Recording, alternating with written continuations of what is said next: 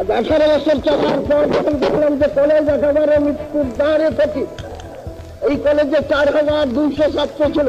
63 সালে মারা যান হোসেন শহীদ সোহরাওয়ার্দী। খাজা নাজিমুদ্দিন মারা যান 1964 সালে। হিসাবে শেখ মুজিবুর রহমানের আত্মপ্রকাশ, সময়টা 1920। টুঙ্গিপাড়ায় যখন মুজিবের জন্ম, ভাসানী তখন অসহযোগ আন্দোলন ও খেলাফত আন্দোলনের জন্য কলকাতা সেন্ট্রাল জেলে বন্দী।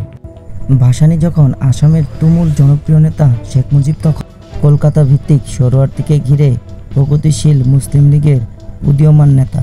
1949 সালের 23 জুন আওয়ামী মুসলিম লীগ নামে একটি রাজনৈতিক দল সংগঠিত হয়।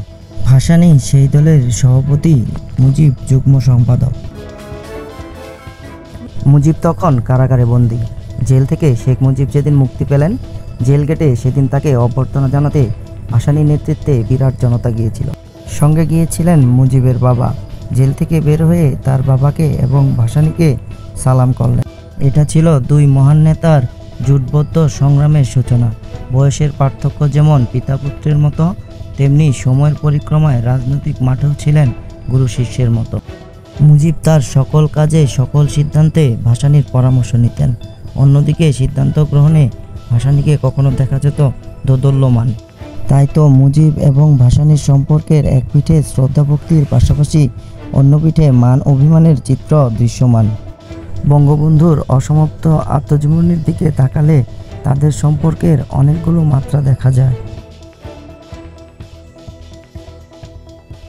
1949 সালে আওয়ামী লীগ গঠনের কিছুদিন পর ময়মনসিংহে সভার আয়োজন করা হয়।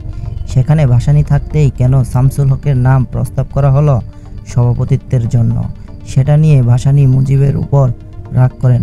মুজিব এর ভাষ্যমতে তিনি বুঝতে পারেন মৌলানা ভাসানীর উদারতার অভাব।